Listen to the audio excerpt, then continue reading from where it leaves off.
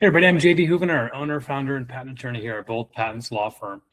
And today in this long form video, I'm going to go through 5 sections on how to protect your invention, your idea, before you file for patent application status.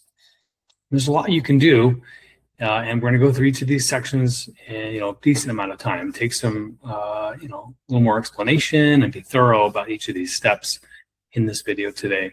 The first section we'll talk about is public disclosure. Second is going to be NDAs, or confidentiality agreements. And then third is about documentation. Fourth is limiting who you're telling. And last but not least is consider early filing, taking advantage of a provisional patent application. So let's look at section 1, which is about public disclosure. Public disclosure. It can destroy your patent rights, plainly. And this has been a heartbreak. I've had to explain to inventors that tell me, yeah, I took it to a trade show and published it. I've had my website up for a couple of years now, and I want to get a patent.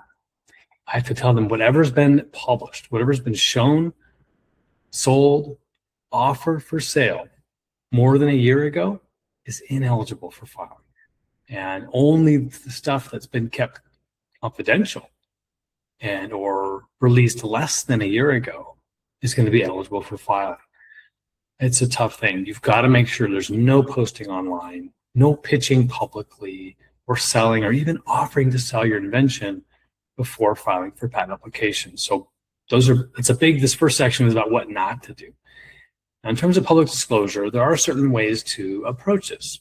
And we've given advice and give counsel on how to launch, if you will, or announce a high-level topic without giving away the details of the invention. This can be done, but it's got to be careful. Each publication, each mentioning of your invention will put it out into the world. And as you probably know, if you're inventing as the inventor, there are others out there probably vying for the same exact idea and maybe on the precipice of filing on their own. You've got to be careful. And I'll mention this throughout, that if you're not filing, that means you're taking the risk that someone else is going to beat you to the race, which is now the way the US patent system is laid out. It doesn't actually matter who invents it first. It's about who files it first. So by taking your time and maybe too long procrastinating the filing, you are taking a risk.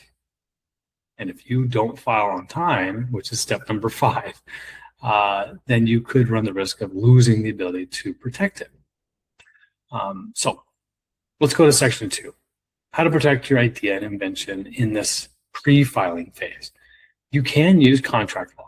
And NDAs, non-disclosure agreements, or otherwise known as confidentiality agreements, are between 2 or more parties where they agree to not publicly disclose, see section 1, about the invention, the idea. Maybe they're co-inventors. Maybe you brought in a business partner who wants to invest in your concept, and you want to bring them in, and you want to make sure that they're bound contractually, legally, and you want to make sure that that is enforceable. If you're going to go through the effort of having 2 or more parties sign an agreement to keep things confidential, you want to make sure that it's going to be enforceable if one of the parties breaches, and what the termination, what the rules are around a breach. And if those 2 parties are located across the globe, and you've got 2 or more different jurisdictions at play, it's unlikely that you're going to be able to enforce a contract like that. So if you can, keep things local, within the same country, and even better, within the same state. Now, if you want to get a contract written that'll be authoritative, binding in the court jurisdictions that you're in, talking Superior Court, maybe even federal court, if you got trade secrets involved, then you should get with a business attorney, an attorney, a law firm that helps startups and businesses regularly and can help represent you and draft a binding agreement. Now, there are NDAs floating around online, free ones you can kind of make up on your own using generative AI. Again, I would not trust those with your invention, especially if it's worth and has a lot of value. You want to take good care, and you don't want to take shortcuts. So get a hold of us at Bold Patents. We'll make a referral to a local business attorney to help you draft a solid NDA. Number 3, document everything. Document. This is keeping records. Now, make sure you're not just keeping them on paper. Right? Long are the days when paper and nothing is going to do it. Lock it down electronically. Make sure it's stored in an encrypted, secure drive so that there's no undue or I should say unintentional disclosure. So these are things like Google Drive, Dropbox, lots of different repositories to keep your information collected and organized as you begin to invent. Go from idea to collecting enough information, writing enough things down to where now you've got a working, at least digitally, you've got a fleshed out version of your invention. You've got it documented so much that you could actually provide that to a manufacturer and they could build it. Now you've got an invention. So it may take time to document your invention, maybe talking about discussing testing, disclosing to a partner through NDA, sharing information through this online documentation resource. All those sort of things are wonderful and can be very valuable to your patent attorney when you decide to hire them to conduct something like a patent search or begin to draft your application. Having documentation ahead of time is going to help really concrete and solidify your invention, help you define it, and will make the whole process of getting a patent a lot easier. All right, section 4, limiting who you're telling. Now, if you're going to tell friends, family, neighbors, it's almost inevitable. You've got this big idea and it's just bursting, and you've got to tell somebody. And so if you start telling close friends and colleagues, even without an NDA, there's still a premise of confidentiality.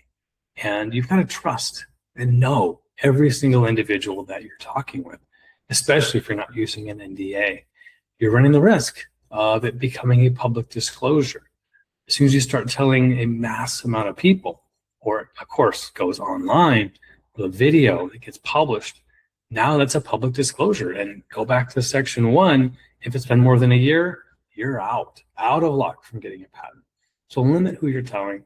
Make sure you know first, last names, and understand their history and what their reason for having access to this information is going to be.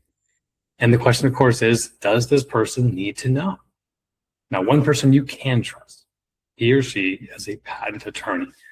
We're here to help provide that initial consultation to help guide you in terms of understanding where you're at, whether it's still an idea or whether you're ready to file an invention with the patent office.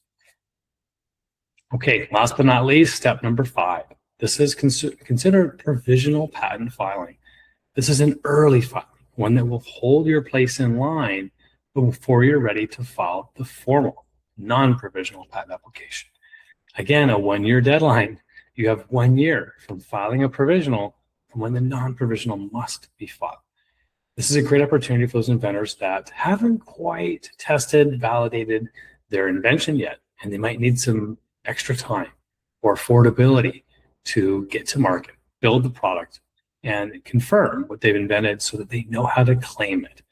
Lots of different videos I've talked about patent claims, the art of doing a patent search. All of this is going to happen in that period between a provisional and a non-provisional. Once you've filed, once you've got the patent pending status, now you can share it with the world. Forget step 1. You can disclose and should disclose to the public. You want to get as much feedback as possible from investors, potential business partners, and the best, customers themselves. So if you can actually go to market and make sales, that's the best feedback possible. You're going to get honest, direct feedback from strangers that are paying money for your product. All right, everybody, those are the 5 steps in how you can protect your idea before patent filing. If you have any questions, please book below. Contact us for a free discovery call to see how we can help you. I'm JD Houvener, wishing you a great day. Go big, go bold.